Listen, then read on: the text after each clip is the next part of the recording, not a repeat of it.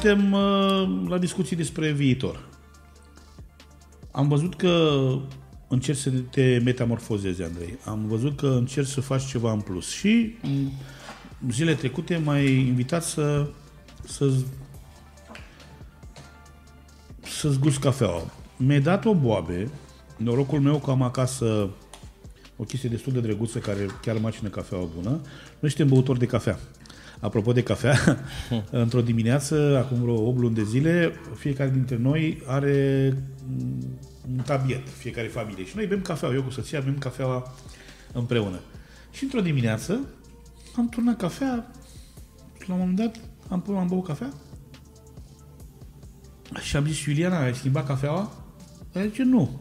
Ne-am dat seama că avem COVID amândoi. Nu mai aveam gust, nu mai aveam gust. Da, vorbesc foarte serios. Acum, spune-mi, ți se pare că este mult prea puțin câștigul din vânzarea cafelei la Expresul acolo și te-ai gândit să faci mai mult? Da, oarecum. M-am gândit că trebuie să mai aduc o sursă de venit, mică, mare, puțină sau cum o fie, dar mai trebuie să mai mă duc și pe alt segment decât cafeneaua, între ghilimele spus. Și bun, eu sunt un om de vânzări, mă cunoști. Da. Faptul că doar ai gândit și ai pus în chestiile astea foarte mișto și foarte o chestie care respectă toate normele, o să vadă. Spune-mi, unde o găsesc? E momentan doar la rulotă, să spun. Adică cum? Dacă vreau cafea, trebuie să vin la Techirghiul? Da, momentan da. E la stadiu de test, să spun așa. Prima oară am vrut să văd greșești. Impactul. Cum? Dă-o pe pagină, fă ceva. De ce? Dar de ce trebuie să vin la Techirghiul? Păi tu crezi că cineva de la Constanța de la București a venit la Techirghiul să-ți iau cafea? Corect, nu. De la Constanța de la Techirghiul. Deci nu te cer, tu spun doar cu prietenie și ăsta este și un exemplu pentru toți cei care au câte un vis. Băi, fraților, nu este de ajuns să gândești până la modul în care îți dai pătura la o parte. Deci tipul ăsta ce faci? Vine o cafea super și o pune pe raftul unei cafenele. Păi nu de ajuns. Tot a lui. Okay? Cafeaua lui o pune la el în cafenea. Așa de... Păi nu, dar nu-i de ajuns, Andrei. Da, corect. Știu. Andrei, gândiți-vă, eu numesc asta publicitate neconvențională și am ales o am în mână, nu cred că ți-am cerut ceva sau Doamne ferește, însă, oameni buni, produsele bune nu se vând singure. Și atunci, găsește o modalitate, găsește un raft unde existi. Iar apoi, la momentul ăsta, nu te poți opri să consumi, să cheltui. El ce face? Face cheltuială. Își bagă și ia chestiile astea foarte bine în vid, nu? Da, sunt vidate. Deci, eu nu înțeleg. Aici nu înțeleg. Deci știi ce se întâmplă? Există o matematică. Gând, inimă, acțiune. Dacă întrerup ciclul ăsta, pierzi bani. Legătura asta este obligatorie. Este obligatorie. Deci trebuie să înțelegi că în momentul în care ai un produs, un cercel, un mărțișor, o brățară, o carte, nu se vinde singur, Andrei. Este motivul pe care nu ți l-am spus. Este motivul pentru care te-am invitat în seara asta la mine.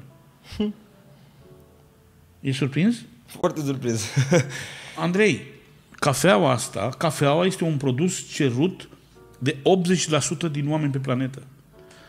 Fă-ți, fratele meu, ceva, fă-ți un vector de mișcare, o pagină, orice, găsește un mod de a-ți vinde cafea. De ce? Pentru că doar vândând cafea la expresor, la Techirghiul, pe malul Gheolului, în iarnă, nu cred că satisfaci familia, Andrei. Sigur, nu. Ăsta era următorul pas, cumva, care voiam să-l fac. Să fiu pus la punct cu încă o chestie, dacă ce mai trebuie la început, cu dificultățile și problemele unui antreprenor la început de drum. Pur și simplu să vinzi cafea, nu e doar de o ambalăm, o punem în pungă, i-am pus logo și am vândut-o. Nu, așa e. Dacă ai fost atât de ușor, 100% toată lumea face asta cu Word. De ce ar trebui să fac eu dacă vreau să fac? Hai să schimbăm puțin rolurile. Da. Nu să mă duc pe mine. Ce ar trebui să fac eu ca să pot să vând cafeaua asta? În primul rând, ai nevoie de niște acte. Trebuie să fii în anumite norme, trebuie să o iei de la cineva care este în măsură să poată să-ți vândă cafeaua, că nu o iei de la oricine cafeaua și o îmbalezi tu și o vinzi și de așa facem bani. Nu, o iei de la cineva acreditat. Trebuie să ai un sediu acreditat unde ți ambalezi cafeaua, să fii în normele DSV, DSP, și așa mai departe. Tot felul de pași pe care trebuie să te lovești de ei, voit sau nevoit, că trebuie să te lovești de ei. Dar trebuie să te lovești dacă vrei să faci, că astea Da. sunt normele. Ce înseamnă asta? Bani, costuri și timp. Ok. Bun, dacă eu sunt Riști. din București și te ascult acum, sau sunt de la Novara, sau sunt de la Milano, și vreau să te ajut, că nu întotdeauna cel care cumpără un produs pentru a-l consuma. Sunt foarte mulți oameni care cumpără pentru a ajuta agentul economic. Să spunem că eu sunt la Novara, lângă Milano, am un prieten italian, Da. plecat Macaragiu de Salutăm. aici, multimilionar în euro, vorbesc foarte serios, și vrea să-ți cumpere cafeaua. Cum faci? În momentul de față, poate doar să-mi dea un mesaj pe Instagram Și tu îl vinzi. și eu îl vând. Îl trimiți. Da.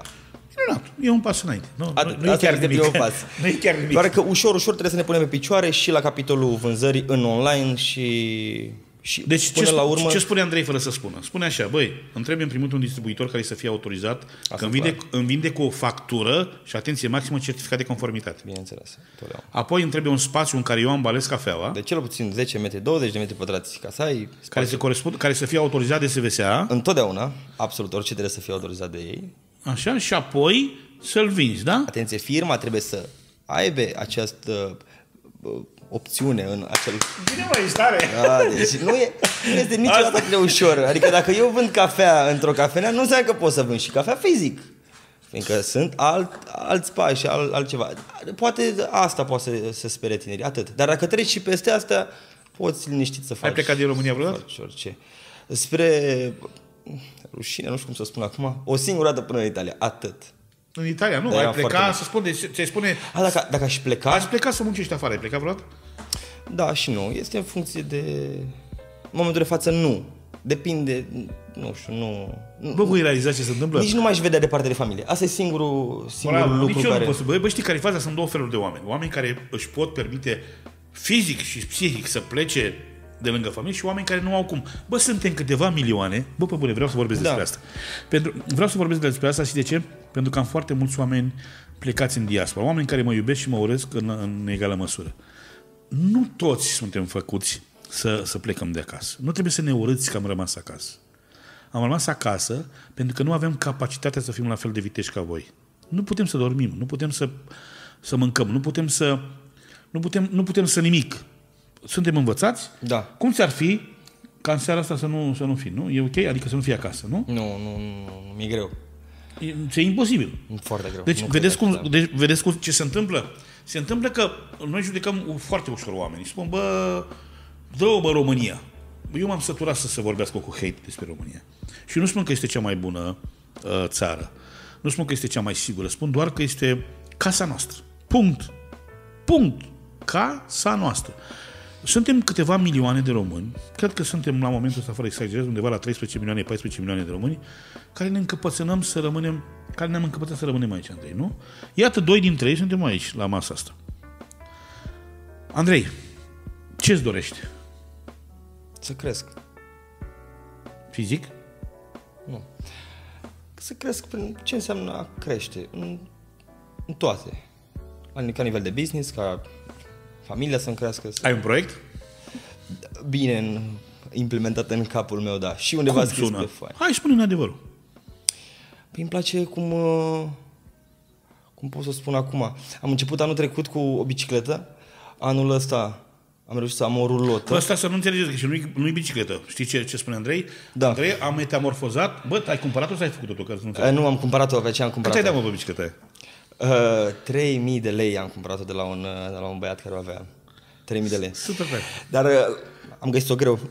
Vă povestesc și asta. Dar de ce nu faci tu bicicletă să le vinzi cu cafea?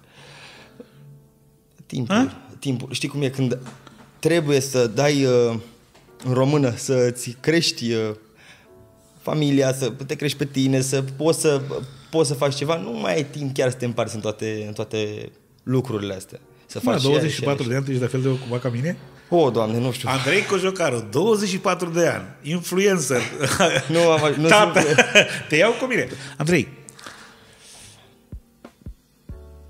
ce este România pentru tine? România. Nu știu cum să o descriu. România este țara în care m-am născut. Țara care îmi place, cred, cel mai mult din cauza că, nu știu, în tot ce înseamnă munte Grea mare. întrebare, puiule, grea Da, întrebare. niciodată nu am Bă, mi-am noi n-am descris. făcut nicio regie, ca să fie clar pentru toată lumea. Ne-am pus, m-a întrebat înainte, dar despre ce vorbim? Despre nimic. Da. Despre nimic. Mi se... Depinde cum o vezi.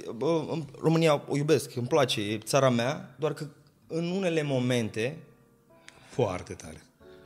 Te trădează. da, nu o suport deloc. Nu suport birocrația, nu suport... nu suport multe lucruri, da.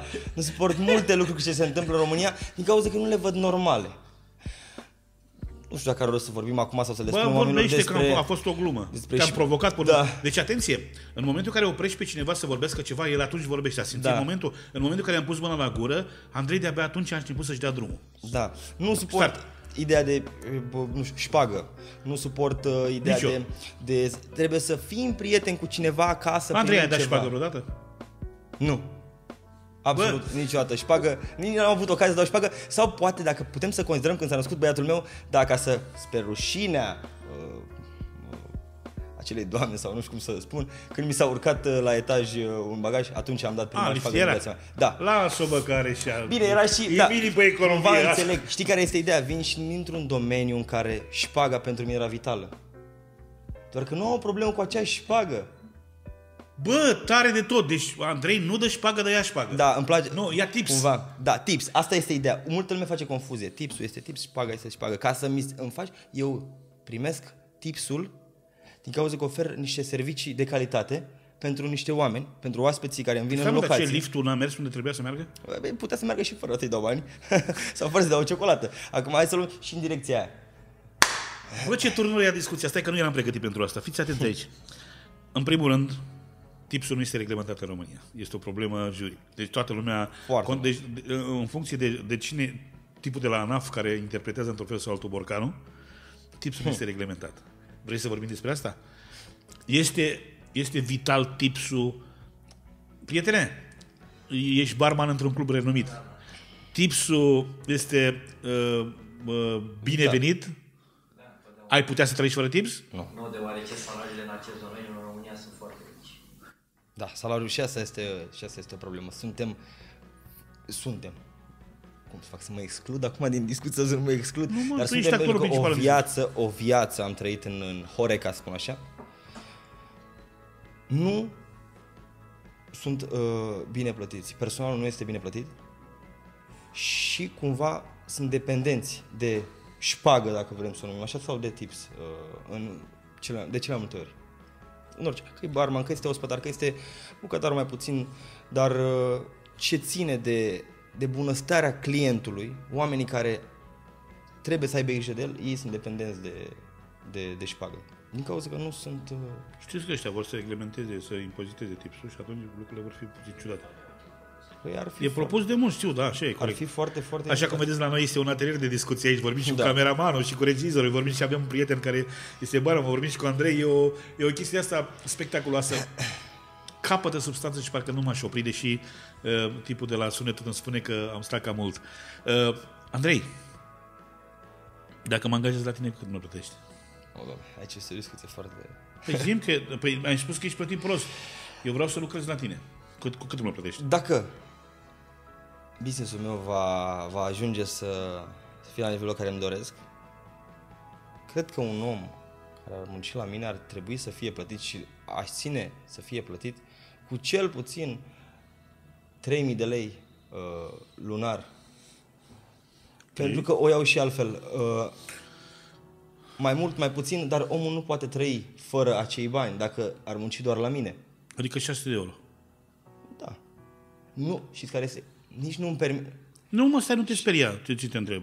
600 de euro înseamnă jumătate din salariul care ia orice om în Europa, mă, frate. Despre asta este vorba. Bă, de cine vine bă la jumate? Că asta am bine să mor. Deci, știi ce se întâmplă? Trebuia să spui 30 de mii. Trebuia să spui 30 de mii. De ce? Pentru că ne-am învățat să ne vindem ieftin. Ne-am învățat să fim provincial în gândire. Știi ce numesc eu provincial? Am suferit toată viața mea de sindromul provincialului. Gândesc de 10.000 și când să cer scor de 100. Lasă că am ce să duc la copil. Păi, băi, fraților, știați sau nu știați? Acum, astăzi e o dublă o dublă, eram să zic sărbătoare, dar nu pot să vorbesc despre sărbătoare. Dragobetele în momentul în care când filmăm și vindem cafea, este Dragobetele. Aproape că este o sărbătoare anulată de sânge, de miros, de gloanțe și de chestii despre care nu vreau să vorbesc, pentru că toată lumea vorbește despre asta. Însă, băi, frații mei, băi, oameni buni, barman, ospătari, bucătari, am un mesaj pentru voi, simplu, ca om care lucrează în Horeca și care are două cărți scrise, 6 de pagini despre asta, Andrei. Nu vă mai vindeți ieftin. În momentul în care un platou de brânzeturi costă 50 de euro și este făcut de tine, încercați, fără să deranjați, cu zâmbetul pe buze, să nu vă mai vindeți ieftin. Știu că o să-mi sară în cap toți prietenii mei care sunt patroni pe Horeca. Nu mai pot de asta. Însă, 3.000 de lei este o chestie de la care trebuie să pornim. Așa să vă spun de ce. Încheia apoteotic despre salarii, pentru că de fapt despre asta vorbim. Țara asta nu se dezvoltă pentru că suntem opriți eu zic zona crepusculară. Zona crepusculară care este zona între când ai murit până ajungi unde ești rai sau în iad. Băi, fraților, Comisia Europeană a propus o chestie absolut spectaculoasă. Alinierea salariilor în toată Europa. Adică un barman câștigă la Florența 2000 de euro sau 700 de euro în funcție de cum te vinzi. Și în România și... Niciodată, Andrei, și cu asta o să-ți dau ție cuvântul pe final, niciodată nu am fost învățați, pentru că mi-ai spus că sunt șpăgi, că să nu te învață nimeni. Nimeni în România nu ne învață cum să ne vindem. Nu. Bă, nimeni nu te învață, dar nici nu trebuie să te învețe. Tu știi că ești bun. Bă, eu te cunosc pe tine. Bă, știți ce face tipul ăsta? Se aude în microfon. Știi ce face tipul ăsta? Face dintr-o chestie banală pe care o poți găsi oriunde o chestie cu suflet. Bă, când îți dă cafea, bă, când beau cafea la el, beau o cafea cu suflet. Știi ce înseamnă asta? O cafea care îmi transmite mie toată energia lui. Copilul, familia, rulota. Bă, greșesc? Sunt eu acolo. Bă, eu sunt mai repet toată. Sunt eu acolo în cafea. Nu vorbește cu toată gura. Sunt eu acolo în cafea. Bă, să mai zice ceva mai special anul ăsta. Sunt eu acolo. Băi, ești nebun. Da, e bine. Băi, fraților, cum ai zis, mă? Da, eu sunt acolo în cafea. Adică întotdeauna când servesc un om, când îmi vine un oaspete, el primește o parte din mine, din energia mea. Dacă mai am și plăcerea să stau cu el de vorbă, s-a terminat.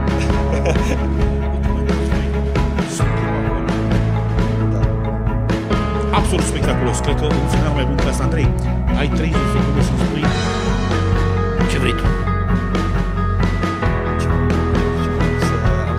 Să cresc, să văd mai mulți oameni că au curaj